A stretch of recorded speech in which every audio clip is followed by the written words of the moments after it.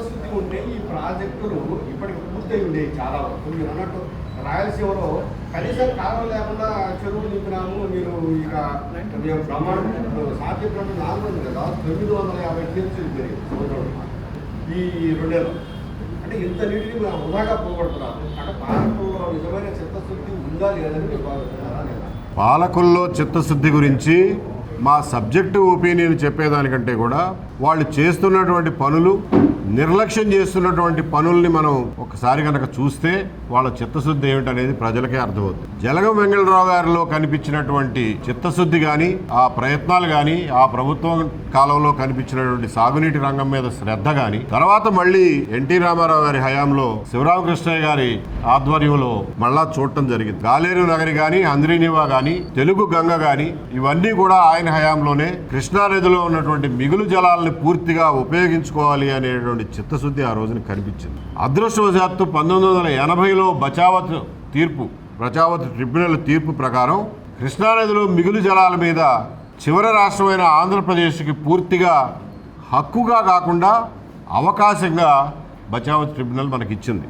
దాన్ని ఉపయోగించుకుని, ఆ అవకాశాన్ని ఉపయోగించుకుని రాయలసీమకు పనికొచ్చేటటువంటి ప్రాజెక్టులన్నింటినీ 1980లోనే డిజైన్ చేయడం జరిగింది, శంకుస్థాపనలు చేయడం జరిగింది. ఇప్పటికి దాదాపుగా 45 సంవత్సరాలు గడిచిపోయినాయి. ఈ మధ్యకాలంలో ప్రభుత్వాలు ఎన్నో ప్రాజెక్టులకి, ఎన్నో కార్యక్రమాలకి, ఎన్నో బటన్ నొక్కడానికి లక్షల కోట్ల రూపాయలు ఖర్చు పెట్టినాయి. కానీ ఈ ప్రాజెక్టులు పూర్తి చేయడానికి మాత్రం వాళ్ళకి డబ్బులు కనపడలా. ఇది ప్రథమ ప్రాధాన్యంగా తీసుకోలా అనేది ఒక వాస్తవం. రెండవది, పులివెందులకు నీళ్లు చూపించాము అని అదే ఒక ప్రాజెక్టు, కుప్పంకు నీళ్లు తీసుకెళ్ళాము అనేది ఒక ప్రాజెక్టు. కానీ చివరి ఎకరాకి పంట భూమికి నీరు ఇచ్చాము అనేది ప్రాజెక్టుగా కనపడడంలా ఈ రోజున. రాయలసీమ లిఫ్ట్ ఇరిగేషన్ ప్రాజెక్ట్ అని చెప్పి ఒక సీక్రెట్ ప్రాజెక్టు మొదలెడతారు తప్ప నిర్మాణంలో ఉన్న ప్రాజెక్టులని పూర్తి చేయాలనేటువంటి చిత్తశుద్ధి ఈ రోజున పొరబడుతుంది. నిజంగా చిత్తశుద్ధి ఉంటే వెలుగొండ సొరంగాలు తవ్వడానికి 30 సంవత్సరాలు ఈ రోజున ఉన్నటువంటి ఆధునిక యుగంలో 30 సంవత్సరాలు పడుతుందా అని చెప్పి ప్రశ్న. దానివల్ల ఇప్పటికే లక్షల కోట్లు ఖర్చు పెట్టినటువంటి ప్రాజెక్టుల మీద, అసంపూర్తిగా ఉన్న ప్రాజెక్టుల మీద వడ్డీ ఖర్చు ఎంత అవుతుందో లెక్కేయమంటున్నాం. వడ్డీ ఖర్చులే 10,000 కోట్ల రూపాయలు కనీసం సంవత్సరానికి మనకు భారం పడుతుంది. అదే 10-20 వేల కోట్లు సమాంతరంగా సైమల్టేనియస్గా పనులు చేపిస్తే ప్రాజెక్టులన్నీ పూర్తవుతాయి, రైతులకి లాభం జరుగుతుంది, వలసలు తగ్గిపోతాయి, రైతుల చేతుల్లో డబ్బులు కనిపిస్తాయి, జిఎస్డిపి పెరుగుతుంది, ఉద్యోగాల కల్పన జరుగుతుంది, ఉపాధి కల్పన జరుగుతుంది, పంట భూముల విలువ పెరుగుతుంది, సంపద సృష్టి జరుగుతుంది.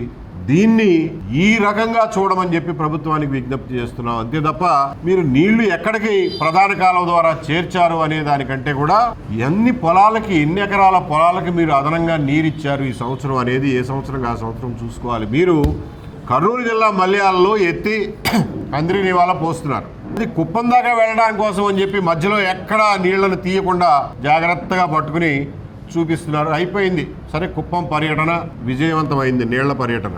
ఇప్పటికైనా అంద్రీనివాలో మొట్టమొదటి జిల్లా అయినటువంటి కర్నూలు జిల్లా పశ్చిమ ప్రాంతాల్లో దశాబ్దాలు కాదు శతాబ్దాలుగా కరువులో అల్లాడిపోతున్నటువంటి ఆదోని, ఆలూరు, గుంతకల్లు, ఎమ్మిగనూరు ఈ ప్రాంతాలకి అంద్రీనివా నుంచి కనెక్టివిటీ ఇచ్చి చెరువులు నింపుతారో, డైరెక్ట్గా పంట పొలాలకు నీళ్లు ఇస్తారో ఆ స్కీమును బట్టి మీరు ఆ పనులను పూర్తి చేయాల్సినటువంటి అవసరం ఉంది. లేకపోతే కర్నూలు జిల్లాని విస్మరించి, అనంతపురం జిల్లాని విస్మరించి ఎక్కడికో నీళ్లు తీసుకెళ్తామంటే రేపు పొద్దున గడ్లు కొడతారు, లేకపోతే అక్కడ మోటార్లు పెట్టి లాగుతా ఉంటారు. మనకి తుంగభద్ర కెనాల్స్లో జరిగింది ఇదే. అది ఇక్కడ జరగకుండా ఉండాలంటే ప్రణాళికాబద్ధంగా అన్ని పనులు ఒక్కసారే చేయండి అని చెప్పి విజ్ఞప్తి చేస్తారు.